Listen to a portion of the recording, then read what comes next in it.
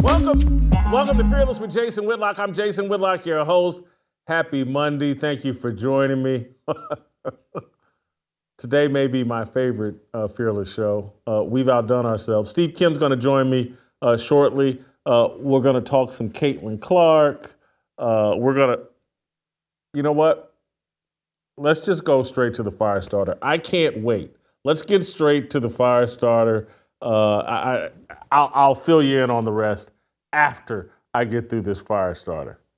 The biggest impediment to Caitlin Clark's ascension to athletic immortality is not the gaggle of angry and jealous black women determined to diminish the WNBA star's rookie season. Angel Reese, Sheryl Swoopes, Diamond DeShields, Kennedy Carter, Teresa Weatherspoon, Lisa Leslie, Don Staley, and the last remnants of black Twitter, they're no match for Clark's basketball prowess. They are the 7 dwarfs. You have to use Google to remember their names. Sleazy Reese, Grumpy Swoopes, Dopey DeShields, Angry Carter, Bashful Leslie, Weavy Weatherspoon. Staley, of course, is the evil queen of women's hoops. She's the puppet master secretly pulling the strings of bigotry that denied Clark a spot on the Olympic team and fueled the petty commentary surrounding the WNBA's Rookie of the Year discussion. But Don Staley and the Dwarfs are largely powerless and ineffectual. Clark can handle the haters. Her stellar play has exposed the bitter as frauds. Clark's real obstacles are her lovers, the mob of fans triggered by dwarfs, the people who want to turn their idol into a victim. A victimhood mentality could derail Caitlin Clark's historic season.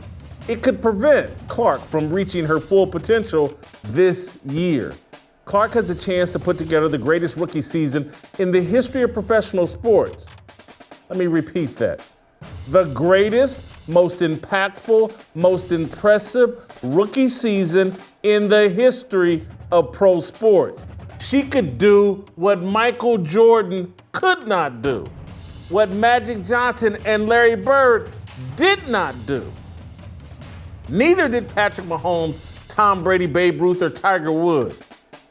If Caitlin Clark leads the Fever to the WNBA title in October, she will have completed the most impressive rookie season in the history of pro sports, snatching the distinction from Jackie Robinson or Jim Brown or Wayne Gretzky or Wilt Chamberlain or Iron Mike Tyson.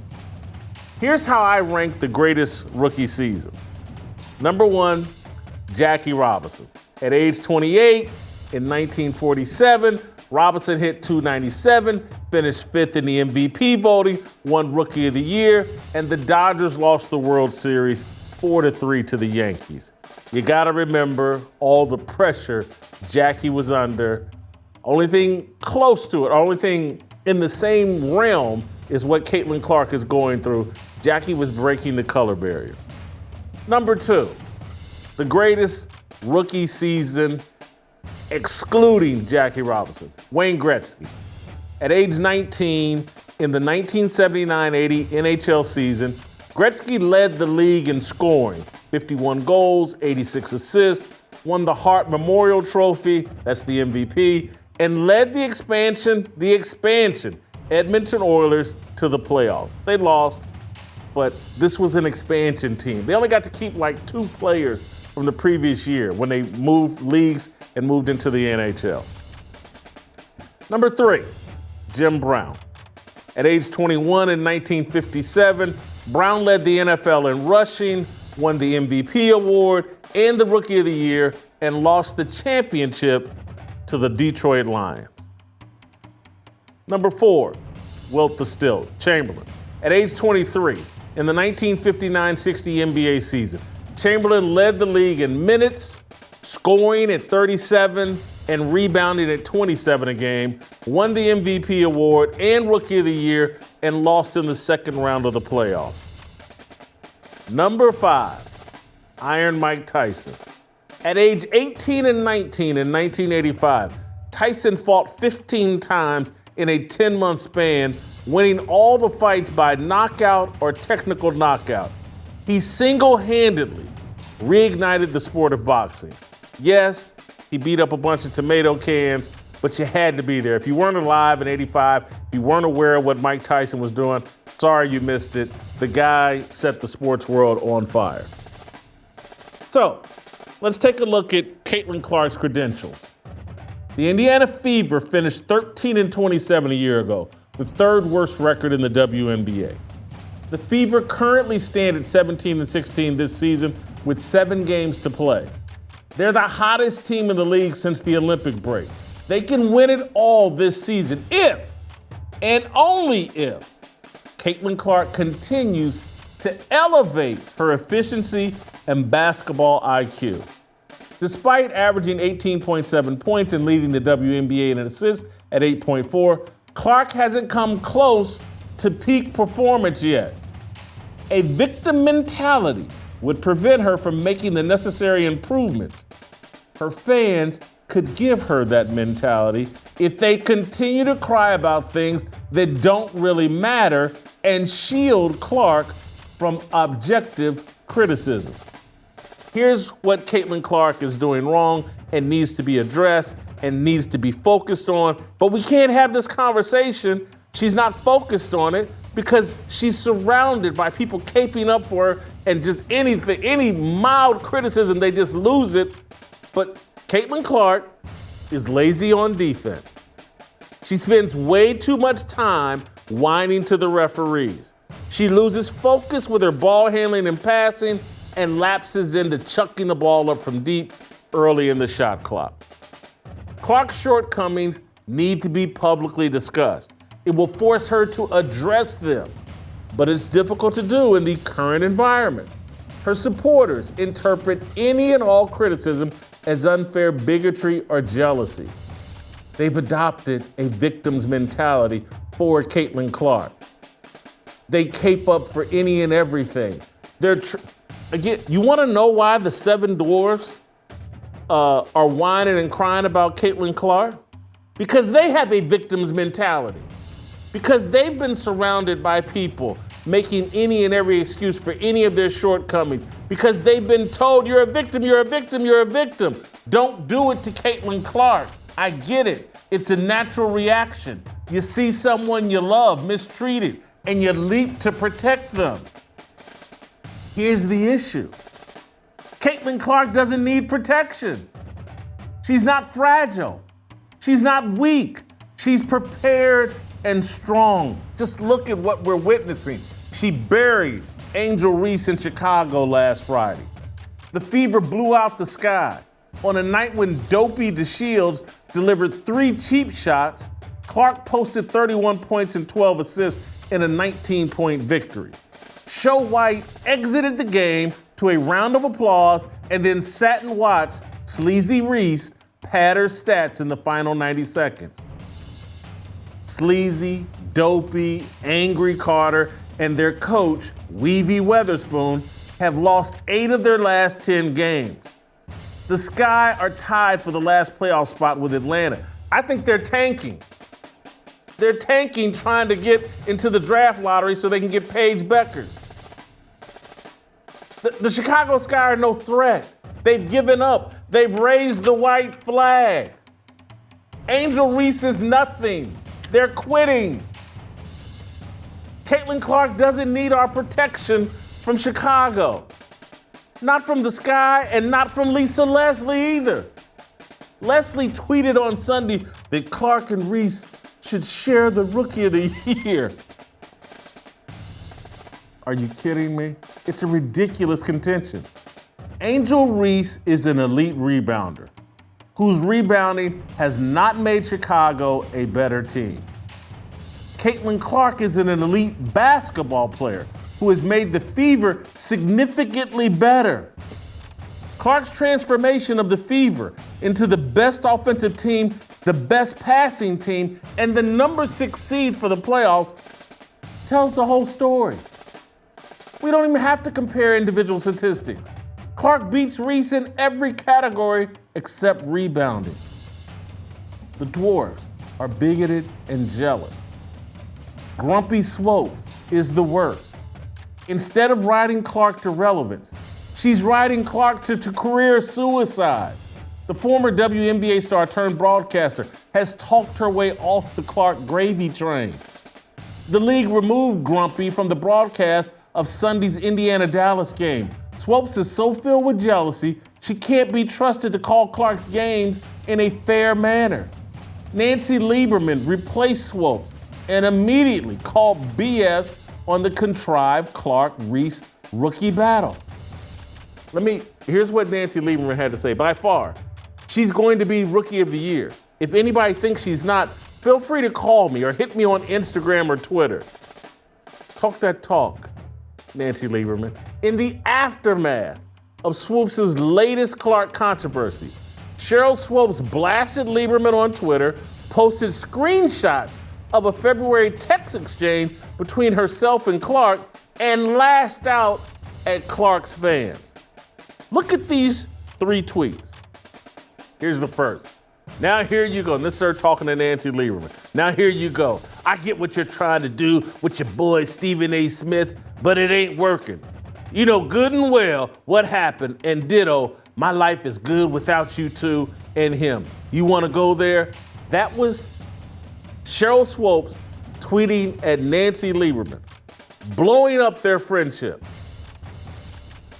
Then Sheryl Swoopes now has come up with her new excuse. It's not Caitlin Clark. I like Caitlin Clark.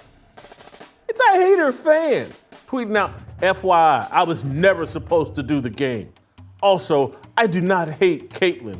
It's a lot of her fans that are just flat out mean and evil. Another tweet. I appreciate that. Please know that I do not dislike or hate her. I like her game too. It's all of the ugly fans that I don't care for. Thank you. This is a catastrophic meltdown. She's throwing away her reputation and friendships and relevancy. It's Caitlin Clark derangement syndrome. It's unchecked bigotry and jealousy. It's a Sheryl Swoopes problem. It's not a Caitlin Clark problem. Swoopes' derangement will not stop Clark from reaching her full potential. What will stop Caitlin Clark, or what will hinder Caitlin Clark, is if Show White doesn't stand in front of the magic mirror and evaluate her own play. If she does that, and if we allow that, she'll dwarf Jackie, Gretzky, Brown, Wilt, and Iron Mike Tyson. That's my fire starter. Caitlin Clark can be the GOAT of all rookies if we allow it.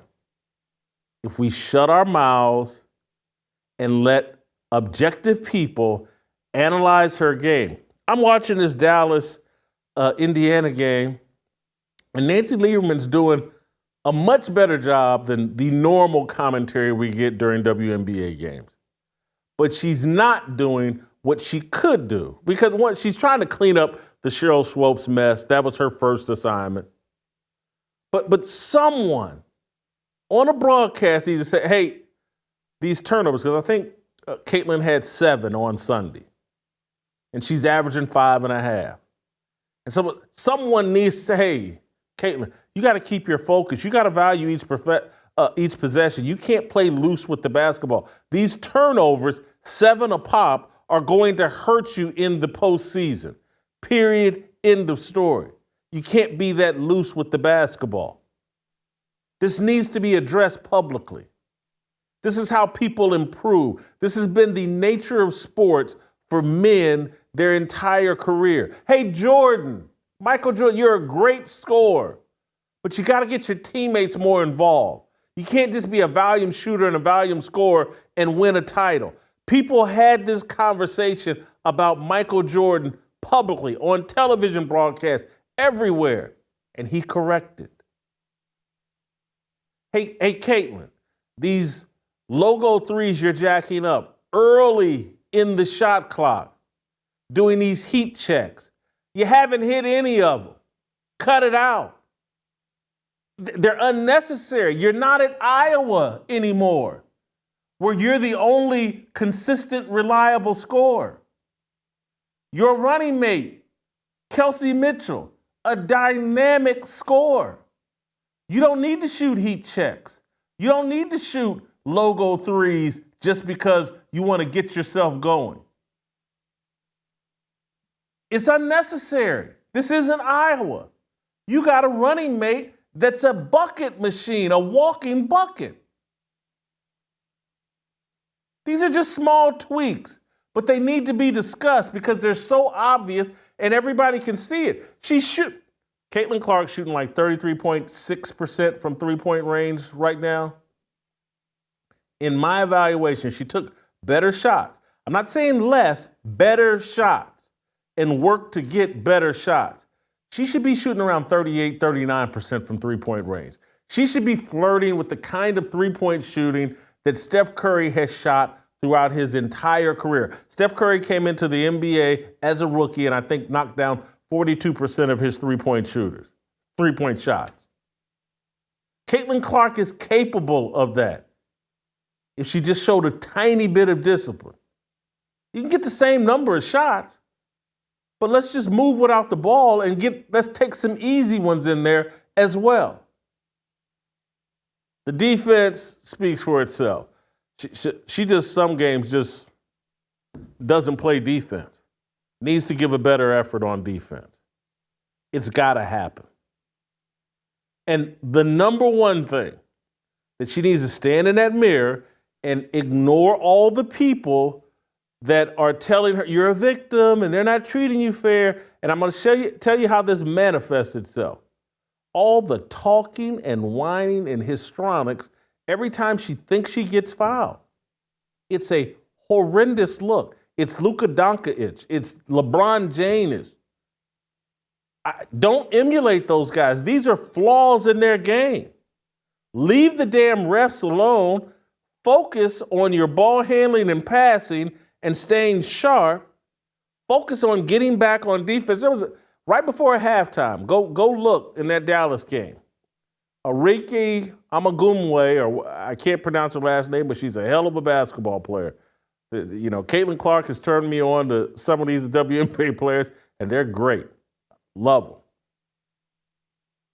But right before halftime, Clark fires up a bad three, or iffy three, misses it, stands there looking around, disappointed, there's no control over her emotions.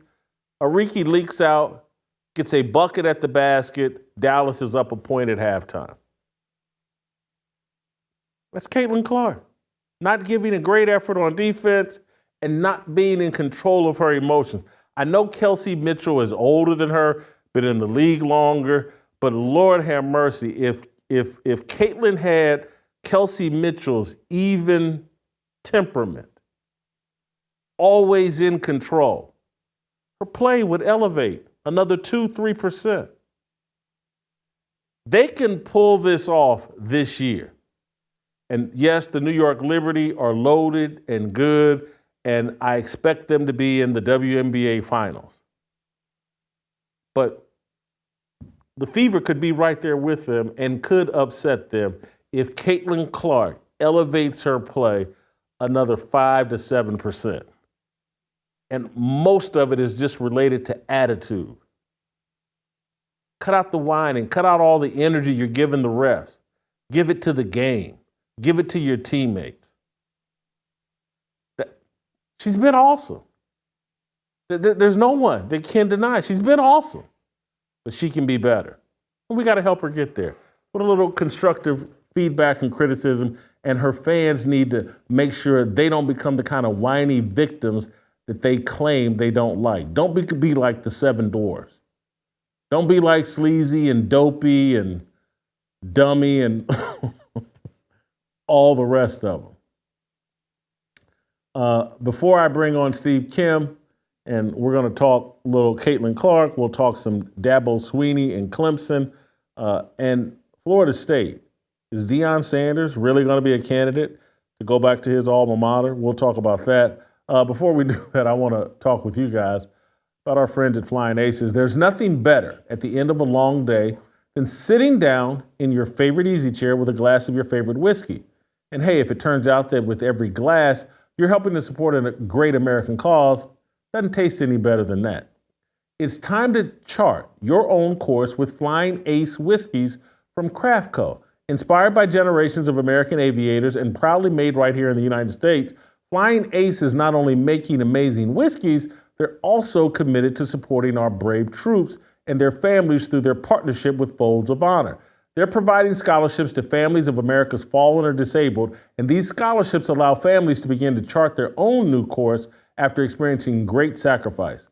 Flying Ace whiskeys are proud, American proud, because they're American made. And they're American proud because they're helping to support our heroes and their families. Don't wait around. Today's the day to get your own and see what all the fuss is about.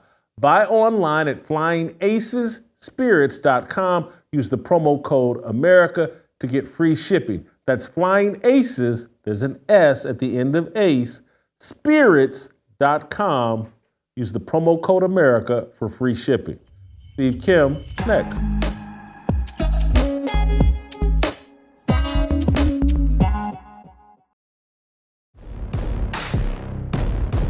Welcome back to Beef. As I walk you through my top 50 media beefs of all time. Yeah, I'm an equal opportunity beefer. It's like, Randy, are you asleep at the wheel? Big lips are in style. I'd love to squash this beef. I mean, I was not real happy at all. I was less than thrilled. I was displeased. And now we have beef. 모두 다 빨리 박수 쳐 기다리지 말고 서둘러 Reason that I'm back is to feed you raps I see that you are 배불러 All right, welcome back. Time for some Korean Cosell. Steve Kim, my Caitlin Clark obsession has reached new heights. I've now come up with my argument that she's in the process, potentially, of putting together the greatest rookie season in the history of professional sports. Am I off my rocker? Not as much as I thought you were a couple months ago. I've actually thought about it. This is the greatness of Steve Kim. Like a Mario Cristobal, I can evolve, I can adapt, I can change. Now, when you came up with this hypothesis back in like March or April, I was like, Whitlock, please. But based on everything she's been through, the hurdles, the opposition, the media influencers, and then the actual style of play, and this is important, her own production and the improvement that she has made individually and the impact on the Fever. And think about this. I even know that the Indiana WNBA team now is the Fever. I didn't even know that about 5 months ago. So now when you say, hey, I have the Fever, I think of, yeah, what about Indiana? Oh, you're talking about your health. So when I saw the graphic that you put up on Twitter with those other names, I was rolling my slanted eyes, but the more I think about it, it's not that far-fetched. There, I admitted it. Makes me sick. Sick. All right, well, now that we've got you there, evaluate my top 5 list. And I don't know if you've had a chance to look at the numbers and all that, but anybody in my top 5, removing Caitlin Clark from the discussion, just this top 5, and Jackie gets bonus points because of what he was dealing with, obviously breaking the color barrier. I think Wayne Gretzky's rookie season, just if you're evaluating on ice, on field performance, I don't know if that could ever be touched. Okay, a couple things. I think with Wayne Gretzky, he played in another hockey league before the NHL expansion. Mike Tyson, I kind of see where you're going with this. Youngest heavyweight champion ever after he beat Trevor Burbick in 1986. but it really was not his first year as a professional prize fighter. But I get the drift. I got it. But there's two names that come to mind. Hold for 1 second. Hold for one. I'm calling Mike's rookie season 85. He fought 15 times in a 10-month span. He did. That's when fighters were active. And in 86, he followed up with 13 more appearances, including the devastation of Trevor Berbick. Then he went on that reign of terror till February 10th, 1990. Okay, I'm going to be a little biased here, but this is what I do. Two rookie seasons come to mind. Eric Dickerson, 1983. Oh, a love affair began with me and Gallup and Goggles from Southern Methodist University. He was so gracious to take a pay cut to play for Georgia Frontieri's Rams. 1,808 yards with no real threat of a passing game. And he dragged the Rams to a wild card victory. Still, in my view, the greatest rookie season from any NFL running back. Okay, and he remains on my Mount Rushmore of all-time boyhood idols. Okay? Then the other one, and you knew I was going here, Jason. Michael Jeffrey Jordan. In 1984, from basically game 1 up until about game 3, it was clear this guy's already a top 5 player in a league with Larry Bird, Kareem Abdul-Jabbar, and Magic Johnson. If you watch highlights of the early Bulls games against like Milwaukee and the Bullets, there was like half the crowd there at Chicago Stadium. By the time the Chicago Bulls came back from their first road trip, that became a hot ticket. I mean, keep this in mind. The indoor soccer team in Chicago was outdrawing the Bulls. And when you look at Jordan's numbers, an unbelievable season in the association. Don't give me that look, Whitlock. Jordan belongs on there. The reason I can't go there is because he was 6th in MVP voting. 6th. Well, and yeah, right. Wilt Chamberlain as a rookie, MVP and Rookie of the Year, 37 points a game, 27 rebounds a game. And I know Wilt's numbers have to be put in a different category, but Wilt was MVP and Rookie of the Year, and I'm going to give you another guy that was MVP and Rookie of the Year that people don't remember, Wes Unseld. Okay, but let me just tell you this. And I don't want to go all L.A. Lake. I don't want to go J.J. Redick here and disparage the legends. They set the foundation for this league. But the league that Michael Jordan came into in 1984, I believe, had an unprecedented level of talent. Again, we are talking about a league that had Larry Bird, Magic Johnson, Kareem Abdul-Jabbar, Moses Malone, the very tail end of Dr. J. Jason, I'm just telling you what he did to lift a terrible franchise to the heights that he did so quickly. And you watch those early clips. There's this game, this first visit to Madison Square Garden, I think came in November. I've actually watched this game.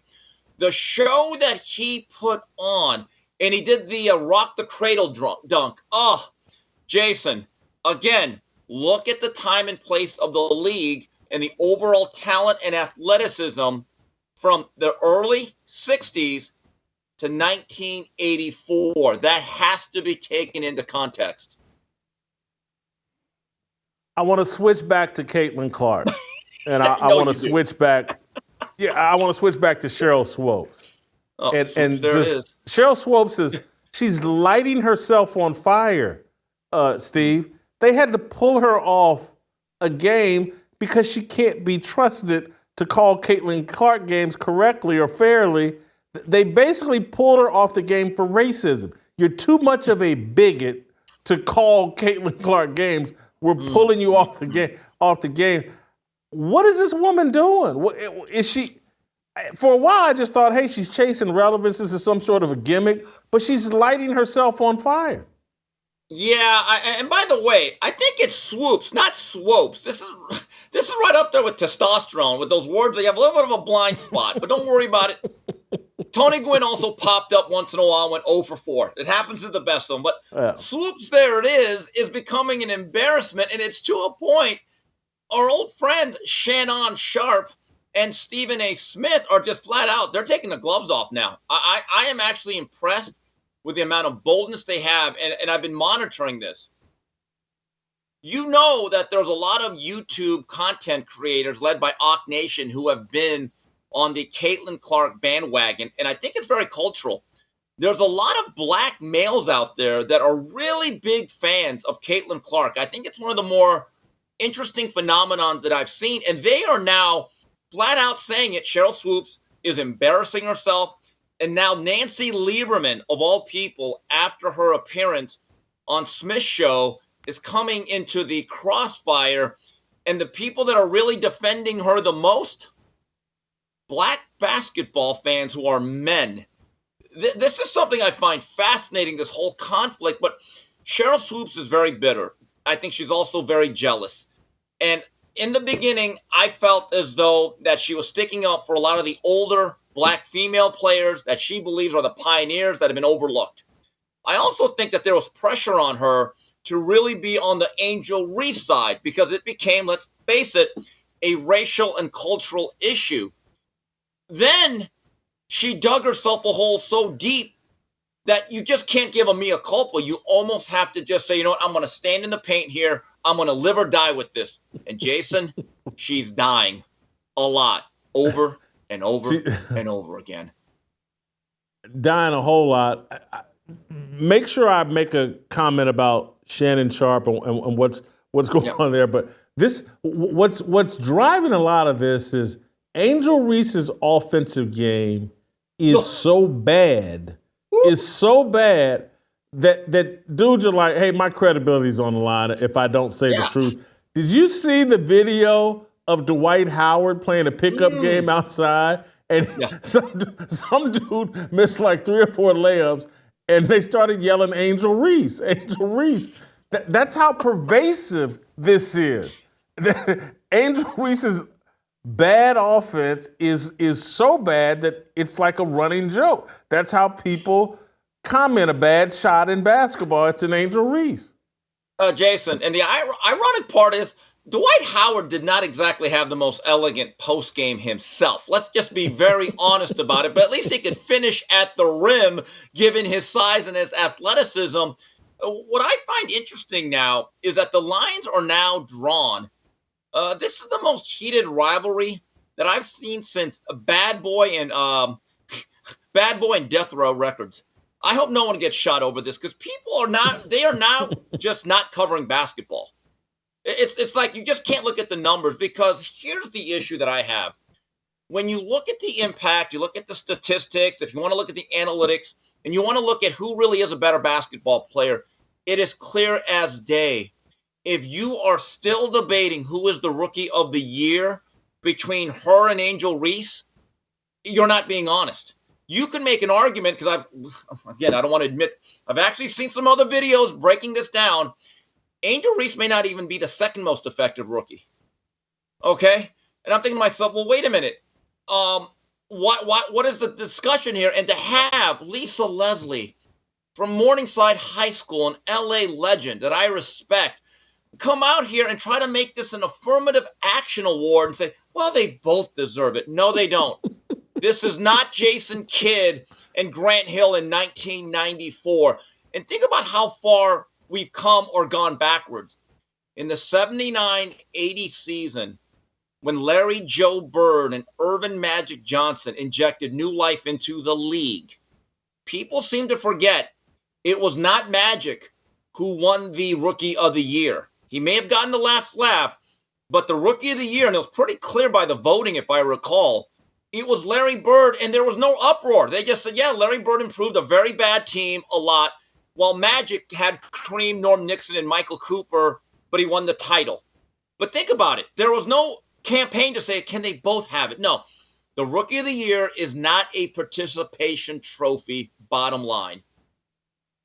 Yeah, when we had a discussion this morning about who should be on this greatest rookies list, and again, I'm a Magic Johnson homer, but but he played alongside the MVP of the league that year, Kareem Abdul-Jabbar.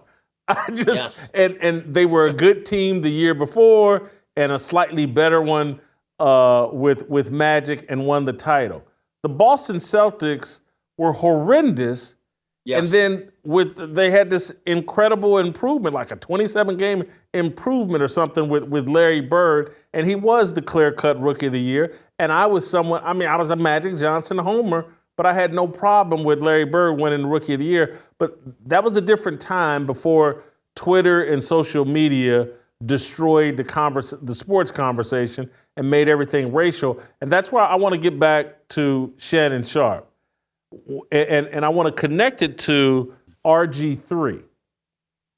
So Shannon Sharpe played a role on FS1 that I completely despised. Everything was racial. He was the Al Sharpton of sports. He did all this pandering to Twitter and social media, and I hated it. The man, I got to give him credit, he purchased his independence with his own YouTube channel and all of that. And so now, yes, he does work for ESPN, but Shannon Sharpe with Club Shay Shay and Nightcap, he's good. He can stand on his own 2 feet. And so he doesn't have to play by ESPN rules, and he's not playing by those rules.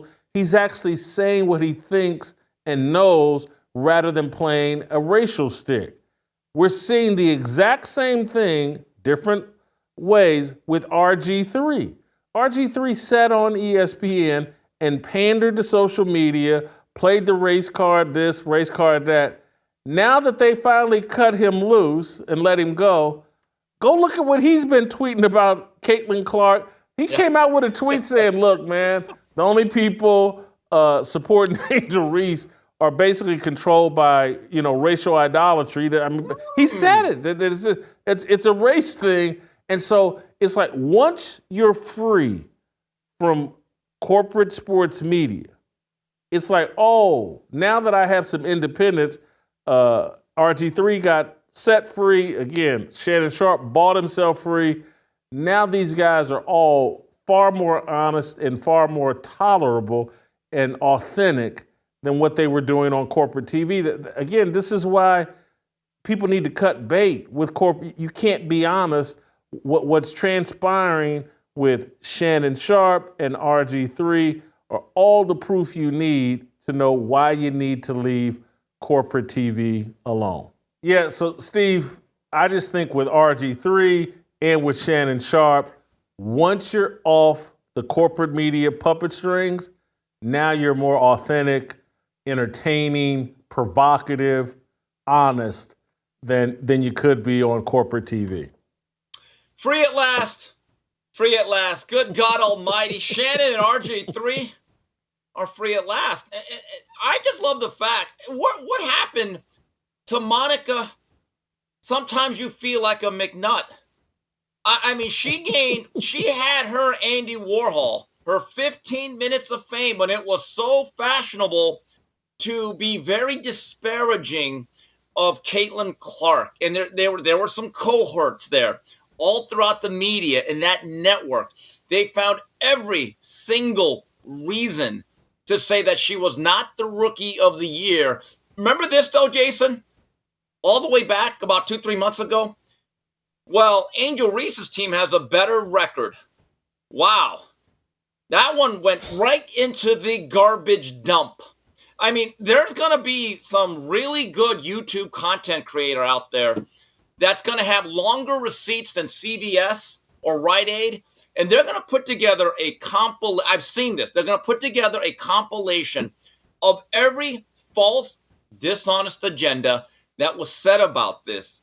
I mean, this is what I found amazing. I found a graphic on Twitter. I think I sent it to you. One of the MVP seasons of Sheryl Swoopes and a statistical comparison of what Caitlin Clark is doing this year. And I'm like, wow, eye-opening. That one right there, Jason. Yeah. Look, there's only one stat, rebounding, that Angel Reese is better than Caitlin Clark at. And if you watch the games, which I have, and I'm not going to apologize for it, but I have. Her rebounding just doesn't have the impact that you think it would have. You're not sitting there like, oh, her rebounding is really controlling this game. And you do watch Caitlin Clark and go, man, her passing and the way they get the ball out of the rim, they take it out of the net and then get it down and score within 3 or 4 seconds that's demoralizing. And then the way the rest of the team is passing the ball now because of Caitlin Clark, you can see Caitlin Clark's influence all over the Indiana Fever in terms of pace, style of play, turning Kelsey Mitchell into one of the 10 best players in the league. It's her impact is incredible. The only thing I will potentially say is, as I watch the Chicago Sky now, I actually think they're tanking. I think they want to be in the WNBA draft lottery. Really? They want Paige Beckers. Yeah, I think they're tanking. When you watch them play, because they've just turned it into and I mean, they've been doing it all year, but it's just worse now. It's just, and particularly at the end of the games, it's just about getting Angel Reese her double-double stats. Someone that shoots this poorly, and Angel Reese copped to it. I wish I had asked for the video of Angel Reese basically copping to the fact she's a bad offensive player. She's now saying that what she was really focused on was rebounding and defense in her rookie year, and she'll work on her offense later, blah, blah, blah. But they're still feeding her the ball. They're still letting this girl shoot 14, 15 times a game when she's an awful shooter. I think they're point shaving, man. I'm tanking. The process. I saw one clip of her taking a turnaround jumper in the paint. She near damn broke the backboard. It was like a version of her doing Daryl Dawkins. But, this is how dishonest this whole debate is over who was the Rookie of the Year and why she deserves any awards. When you talk about the NBA, I have never heard stuff like, well, Ben Wallace and Dennis Rodman, man, they deserve MVP votes. Really? Look, they deserve certain plaudits because of the value they brought to the floor, especially one side of the court. But no one ever said, man, his rebounding, man, he deserves the MVP. I literally, maybe it has happened. You'd have to refresh my memory. Never seen a Rookie of the Year given out because, man, what rebounding that guy has. I mean, the way he picks up his own second, third, and fourth shots. Never uttered. I'll give you one example of where it did happen a little bit. And the Baltimore Bullets with Wes Unseld, this is 68-69. He averaged 18 rebounds, 13 points per game, and again was the MVP of the league. That Baltimore was a great team, though. They had I think they won 57. They went 57-25, first in the Eastern Division that year. These guys have now lost 8 of their last 10 games. They're probably trying to play themselves out of the playoffs. I think the Atlanta Dream are tied with them. Any argument that this girl belongs in the Rookie of the Year conversation, when you have someone who has a chance to have the greatest rookie season we've ever had. Now, I'm telling you, it depends on some team success. If she doesn't win, because in the WNBA, Candace Parker was Rookie of the Year and MVP her first year in the WNBA. And so that's why I'm saying it's dependent upon them having postseason success, making it to the WNBA finals, perhaps winning the WNBA title. Then I think she has a very strong case because the transformation of this team, they started 1-8. I can remember early in the year, I was like, this team is dog doo-doo. They'll be lucky to win 5 games. I've watched Kelsey Mitchell didn't know how to play with Caitlin Clark early on. She didn't know she was out there playing a completely different game than everybody else. And now to see her the last 10, 15 games, it's incredible. And you got to tip your hat to Caitlin Clark. And you got to people were ready to fire Christy Sides, the head coach of the Fever. Can't do that anymore. Steve, I think I'm done with Caitlin Clark for today. For today. Just for today. But Hadley's telling me, do we have this Angel Reese clip of her talking about how she was focused now on her. Okay, Hadley's wrong. We don't got it. Anyway, I want to move on to some other topics. Before I do that, I want to talk to you guys about the latest Blaze original documentary, pulling back the curtain on the fraud that went down during the scamdemic, how the fraudsters cashed in on billions. It's not just an expose, it's a wake-up call. We dig into the murky world of PPP loans, showing you exactly how some people gamed the system while you were just trying to pay your bills. Let me tell you, it's shocking, but it's also exactly what we've come to expect when you mix big government and a crisis. This documentary doesn't just tell the story, it brings it to life with the help of Alex Stein, who you know for his no-holds-barred, in-your-face style. Alex gets to the heart of the matter, confronting the fraudsters on the street and asking the questions that we all want answers to, but maybe not the answers you'd expect. You don't want to miss this. So, if you want to know more about where your tax dollars are being wasted, then you've got to see our latest Blaze Original. Head over to blazeoriginals.com/Whitlock and subscribe for a 7-day trial plus $30 off with your promo code SCAMDEMIC. And watch Wednesday, September 4th. You'll be angry, you'll be informed, but most of all, you'll be ready to take a stand. Steve, I want to talk some college football with you. Dabo Swinney and Clemson, 34-3. They get beat by Georgia. I gotta say, I respect Dabo Swinney. I really do, because he's not playing the transfer portal game. He's not playing the, hey, we're going to spend the most money, name, image, and likeness game. He's standing on his values. I went and looked at their 2 deep. I looked at their 3 deep. And this is on our lads. And so maybe our lads is not up to date. They didn't have a transfer player in their 3 deep. They're playing a completely different brand of college football than everybody else. And perhaps it's why they can't keep up with Georgia and Alabama and everyone else. I respect it, Steve. Do you? I do, but I also realize if you want to play for national championships and make this playoff, which they have done in the past, I don't think he needs to draw such a hard line, because in many respects, do you want to be Netflix or do you want to remain Blockbuster Video? And right now, Dabo, he is Blockbuster Video. And that approach, I think, is very admirable. I respect it, but I don't think it's realistic. Look, the way I would build a program, I would have the majority of my players be homegrown high school blue chippers. That's the way Georgia does it. That's the way Bama does it, Ohio State. But if you do not fortify that roster, and if there's a couple of weak spots where you can get a 1 or 2 year rental, and they can help you out and bridge that gap, by not doing it, in my view, he is putting Clemson at a real competitive disadvantage against those particular elite programs. I think he knows that. Obviously, Clemson knows that. For now, Clemson is good with what he's doing.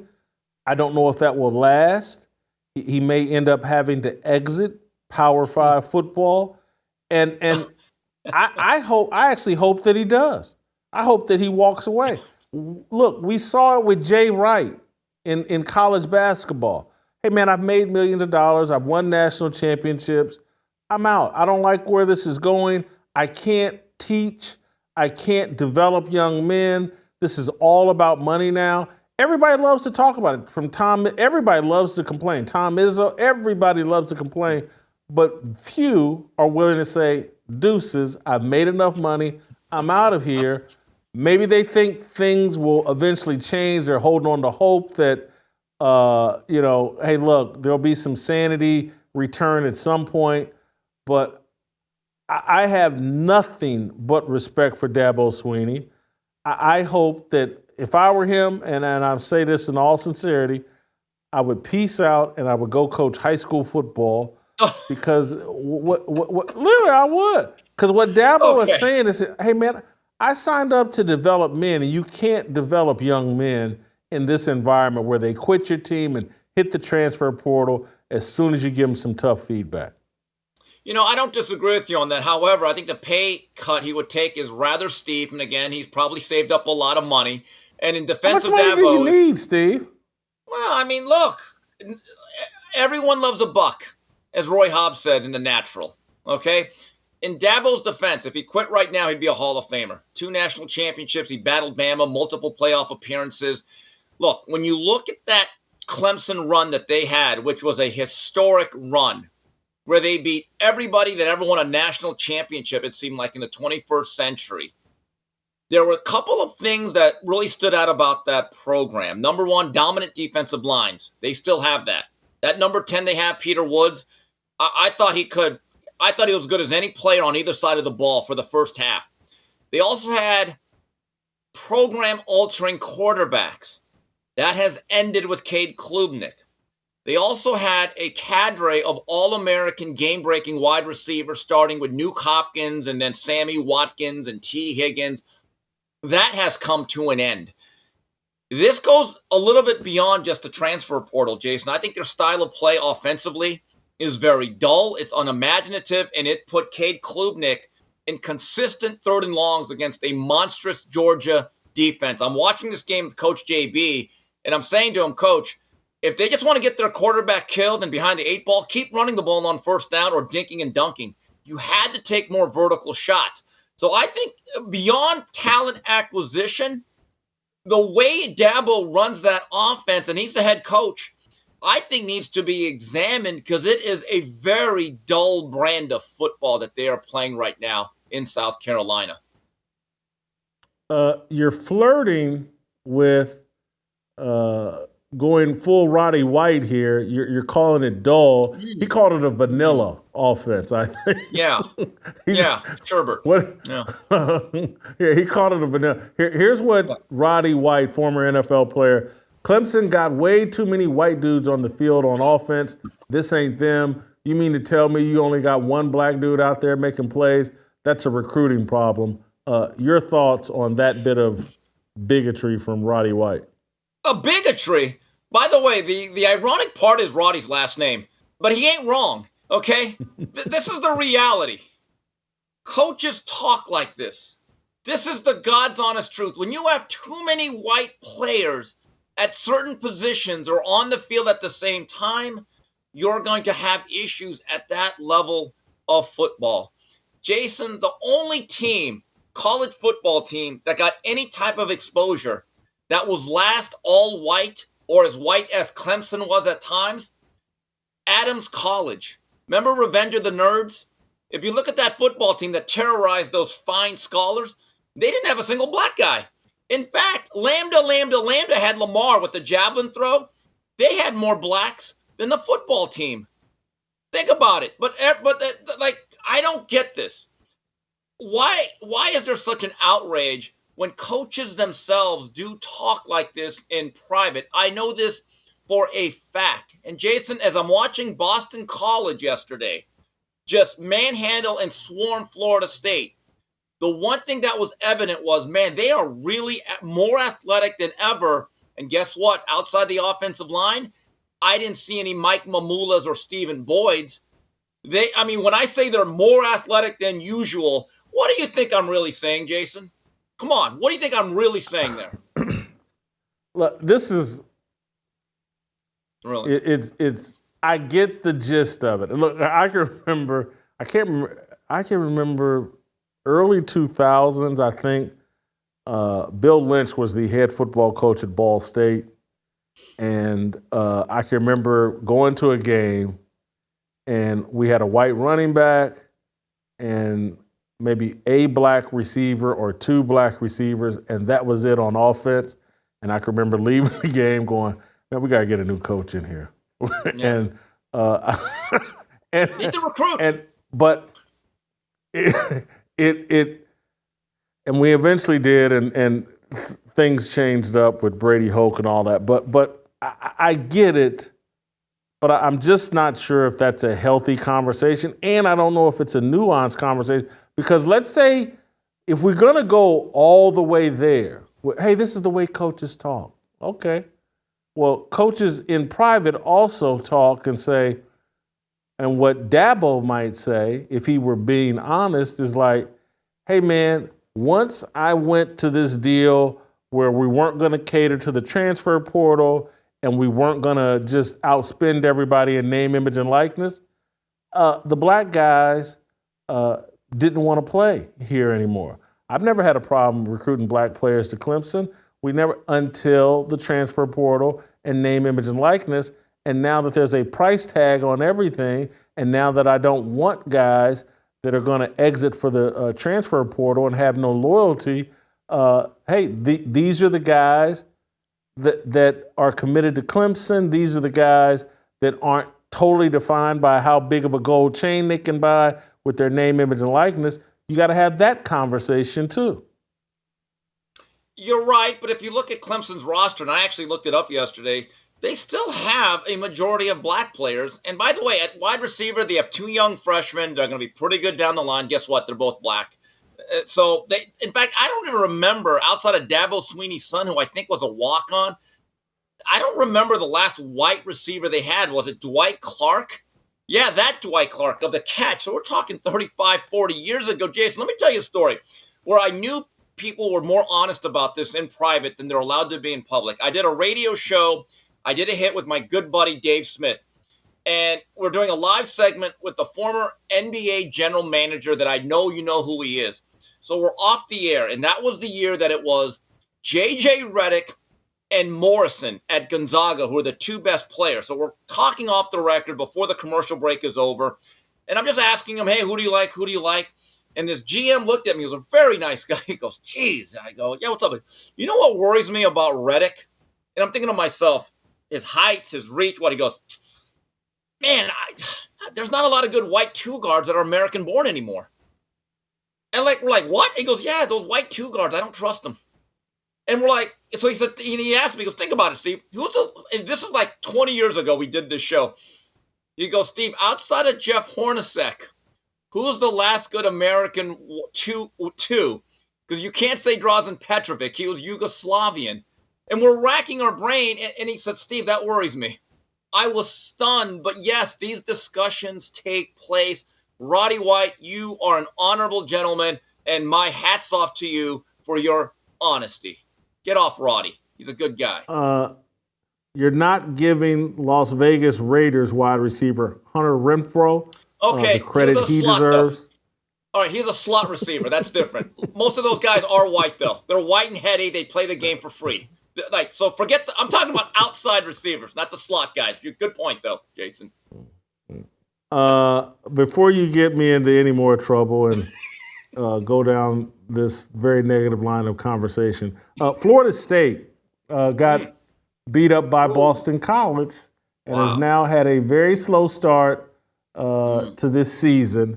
So slow that the idiots on television and social media are throwing out the name Deion Sanders as a potential candidate to when Shador and Travis leave, maybe Deion takes his gimmick to Florida State. You think that's a possibility? I don't. You know, this has become the quintessential Jason Whitlock Fearless segment. Caitlin and Prime. I'm this right here. this wraps it all up. Jason, doesn't Deion now not even acknowledge Florida State as his alma mater? Didn't he graduate from some school online classes that he took as his Daytona University gave him a degree or something like that. I can't remember. Right. So does he now suddenly identify himself as a Seminole? Because he hasn't in the last 4 to 5 years. Here's what I find interesting. He has a lot of ex-players come into camp, like Warren Sapp. Either they coach or they talk. Ed Reed came in a couple of weeks ago. I don't see or have heard of a lot of his ex-teammates at Florida State come talk to his team unless I missed the visit of Leroy Butler or Terrell Buckley. I just find it very strange that there's almost Derek Brooks, who's an all-time great. I mean, there's been this very, very peculiar estrangement between Florida State and Deion, and I think it stemmed from the fact that they didn't really look at him the last time as they hired Mike Norvell. But maybe if they're that desperate. But here's the issue, though. Is Deion Sanders willing to more or less build this program from the ground up with high school recruits? Jason, one of the issues that people have with Mike Norvell is he went very portal heavy. There is not a great foundation of high school recruiting on that team. And if you look at some of those losses they took to the NFL draft, Jordan Travis was a transfer. Johnny Wilson was a transfer. Jaheim Bell, their tight end, very productive, transfer. Keon Coleman, transfer. So that is a bit of a mercenary program. And Deion, if there's ever a guy that puts together a band of mercenaries, it is him. So does Florida State really do they think that star power can overcome all of that? Well, this is what I think is crazy. Didn't Florida State go undefeated just a year ago? Wasn't yes, they it just did. a year ago? They were 13-0, and when they didn't make the playoffs, all of the guys said, I'm out. And they lost 63-3 to Georgia in the Orange Bowl. Yes. Yes.